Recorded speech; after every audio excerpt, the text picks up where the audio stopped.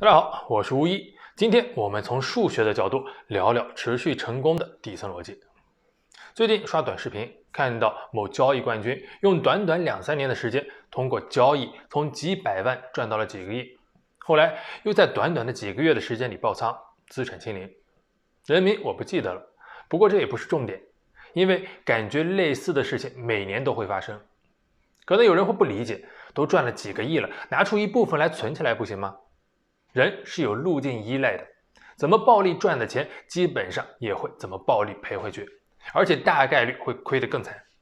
想想什么样的人在股市中能2-3年赚几百倍，无非是高杠杆加满仓梭哈，但凡胆子小一点，是没办法实现这样的收益率的。罗永浩的事迹可能很多人都有所耳闻，他为了搞他的锤子手机，把全部身家都押上了，不仅签了对赌协议，甚至还拉上他老婆，以个人名义对公司进行了担保。以下是他接受采访时的一段描述。有一笔银行贷款要求我签字，签字意味着破产以后也要给的，然后这个我就签了。签的时候呢，银行的风控的人不知道为什么来到现场，临时突然说问我太太能不能也签，然后我因为傻，我想都没想，我就掏出手机，然后我就给他打电话让他过来。就是来现场的时候，他犹豫了一下，然后看我的眼神，我说签吧签吧，他就签了。2-3点钟回的家，他就没睡觉，在那儿还醒着呢，就翻来覆去，很少发生这种事儿。我就说为什么，他说你让我签我就签了，没问题。但是你有没有想过，他说你万一有个好歹，因为我们刚有一个朋友死了1个多月，他说你万一有一个好歹，我这辈子要做什么事情才能把这个还了？他说肯定是永远还不了的。他说你今天让我签字的时候怎么想的？完了我就傻眼了，我说我啥也没想。我的天！然后我就特别后悔。就是他说让你老婆来一下的时候，你心里没有咯噔一下？那我只要是能救公司的，在那个时候状态是一个魔障的状态，只要不是杀人放火，我可能什么事都会做。最终，锤子公司欠下了诸多债主约6个亿的债务，其中包括他个人担保的1个多亿。最后，他通过直播带货开始了自己的《甄嬛传》。虽然这里有很多细节，作为一个局外人，我无法一一证实。比如，他的钱真的还清了吗？他真的是靠直播带货还的钱吗？但是撇开这些细节不看，不知道你们是怎么看待他的债务问题的？有人觉得他是英雄，倾其所有追求梦想，欠下巨债以后仍然不肯躺平，不做老赖，努力还钱。但我觉得他更像是一个赌徒。项羽是英雄，破釜沉舟是西楚霸王，但是输给了刘邦。如果一个人总是想要破釜沉舟，总是有一种不成功变成人的决绝，那他看起来是不是更像一个赌徒？最起码也是个莽夫。不过罗永浩还是幸运的，他吃到了时代的红利，自称通过直播带货还清了负债，又屁颠的跑去创业了。可能有人要问了，这2个故事跟我们今天的主题有什么关系呢？他们都曾经是别人眼中的成功人士，但为什么结局却不尽如人意呢？今天我们就从概率的角度分析一下持续成功的底层逻辑。首先，我们有一个前提假设，这个世界上没有完全不可能发生的事情，也没有一定会发生的事情。比如你可能非常幸运，只买了1张彩票就中了超级大奖，但也有可能非常倒霉，公司经营良好，可是一个员工突然受到重大刺激，精神失常，把公司的服务器给炸了。不管你信不信，你的每一次成功都有运气的成分。我们的每一次行动都是在做一个概率游戏。最近很火的量子力学也恰恰证明了，在微观尺度上，在被观察到之前，任何状态都是不确定的。很多成功的企业家都不否认运气的重要性。马化腾认为自己创业初期70%靠运气，雷军也说企业的成功85%来自运气。相信运气，人才不至于变得狂妄自大。既然是概率游戏，就意味着可能会失败。这里我们需要理解一个非常重要的概念，叫基础成功率。中国中小企业的平均寿命是 2.5 年，生命周期超过5年的企业不超过 7%， 能活过10年的只有 2%。 你认为活多久算成功？如果是5年，那么中国企业的基础成功率只有 7%， 如果是10年，那么中国企业的基础成功率只有 2%。 当然，你也可以认为自己足够优秀，成功率是常人的10倍，但即便是这样，那也只有 20%。 这时候我们要引入另一个非常重要的概念，叫整体成功率。对于创业来说，只要成功1次就算成功了，但是有个大前提，我们得能活到成功的那一次。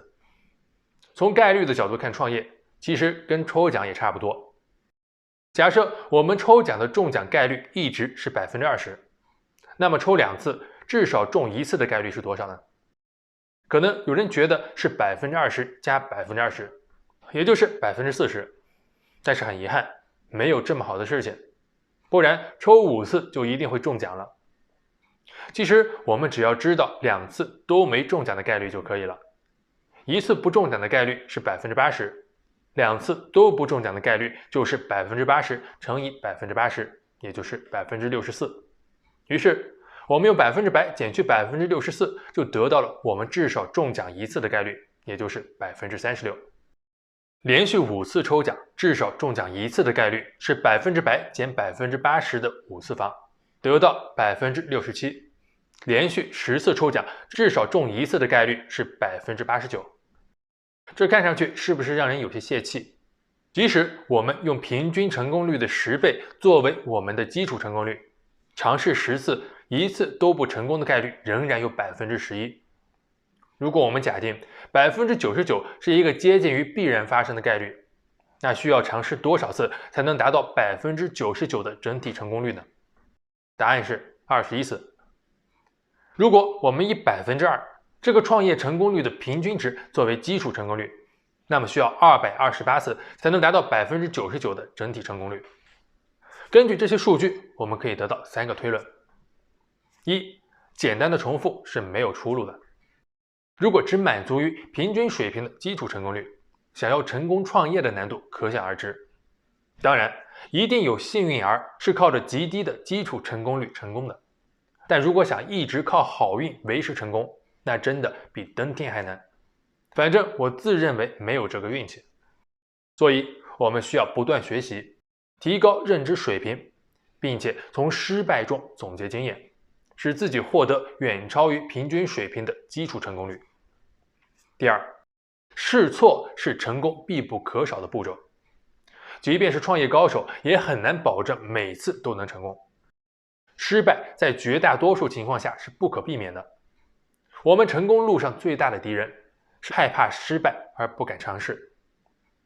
第三，虽然失败在所难免，但是失败的后果是我们可以想办法控制的。我们需要做的是失败后还有重新开始的机会。这就要求我们能控制风险，不能只看到潜在的收益。能够让我们资产迅速翻倍的手段，也大概率会让你亏掉所有钱。另外，我觉得信用是一个人最重要的资产。任何通过损失信誉进行牟利的行为，都是短视且得不偿失的。有人可能会问了，既然都是概率问题，那创业跟赌博又有什么区别呢？我个人认为有2点重要的区别。一是收益的期望值。期望值是统计学中一个非常重要的概念，用大白话理解就是你成功的收益乘以你成功的概率，减去你失败的损失乘以失败的概率。拿创业举例，收益的期望值为正，就是指创业虽然会失败，但是一旦成功了，你成功的收益是足以抵消所有失败的损失的。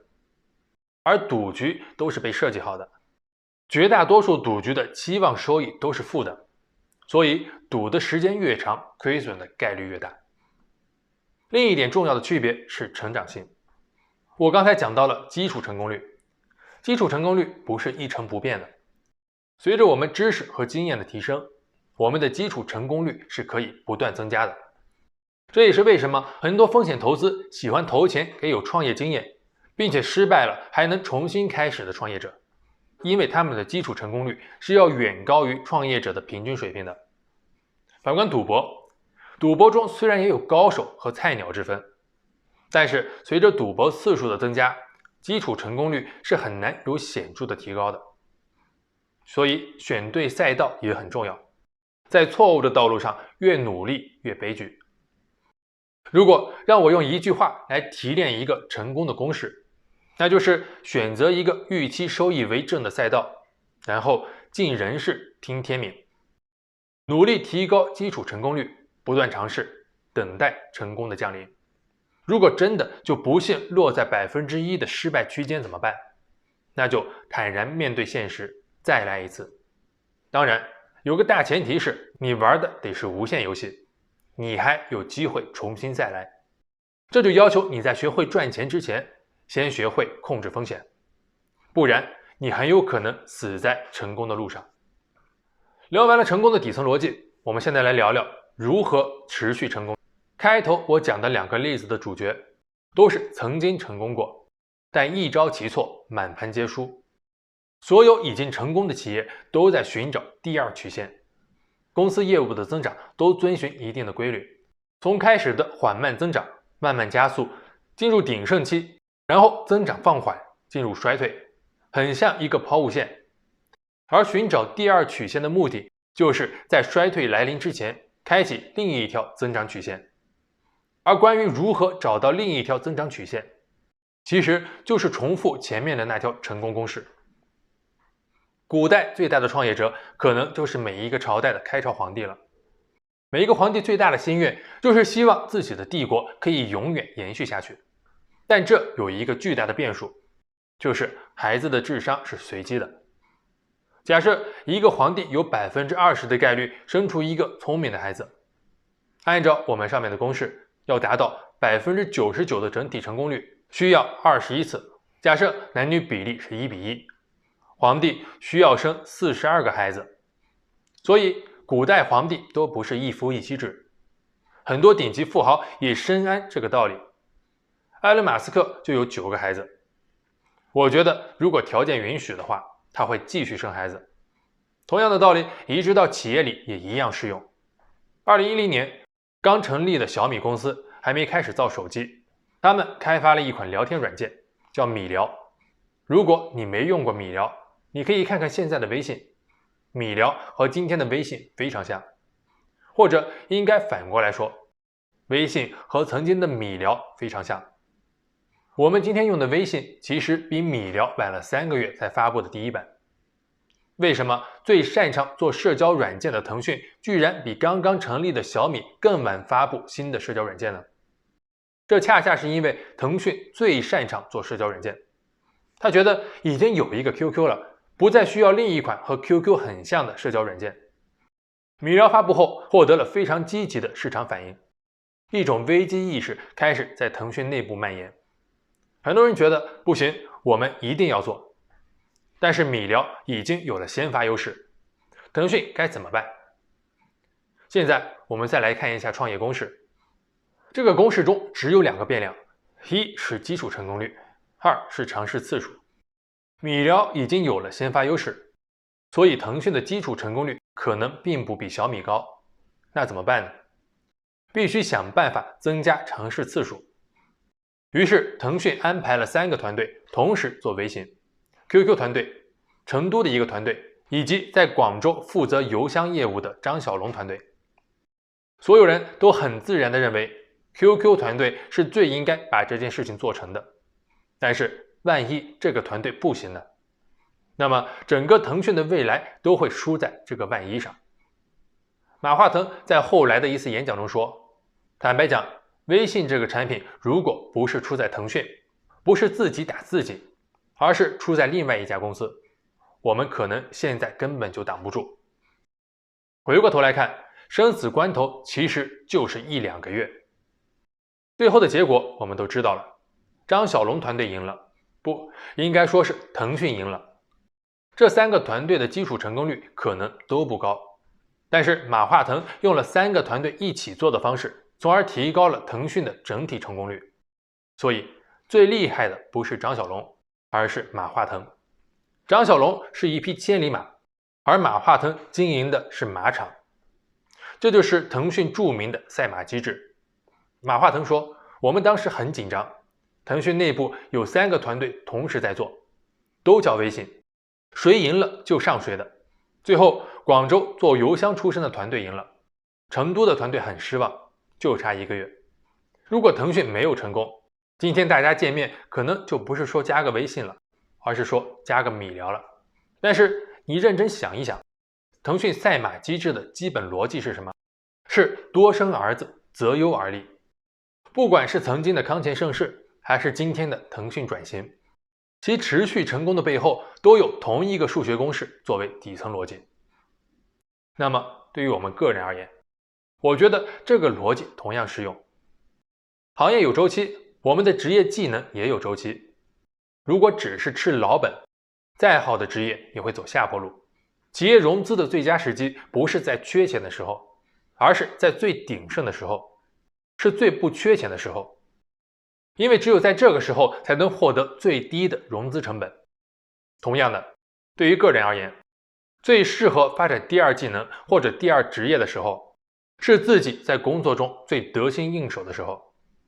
因为只有这样，你才能更从容的思考，做更长远的打算，也更有精力投入到新的事业中，试错成本也更低。如果是看到危机后再做准备，很可能已经来不及了。面对的生活和工作的压力，会没有太多试错的机会和时间，而且人在慌乱的情况下会变得很局促，很难做出理智的决策。所以如何持续成功？首先选定一个正收益的赛道，然后在可承受的范围内不断试错，也就是正确的事情重复做，但要确保不会死在半路上。一旦得到了幸运女神的眷顾，获得了成功，不应该满足于现状，应该继续试错，在巅峰到来之前成功开启第2曲线，让成功得以延续。不知道大家是否认同我的观点？欢迎大家在评论区留言，表达你们自己的观点。今天就先分享到这儿，我是巫一，我们下期再见。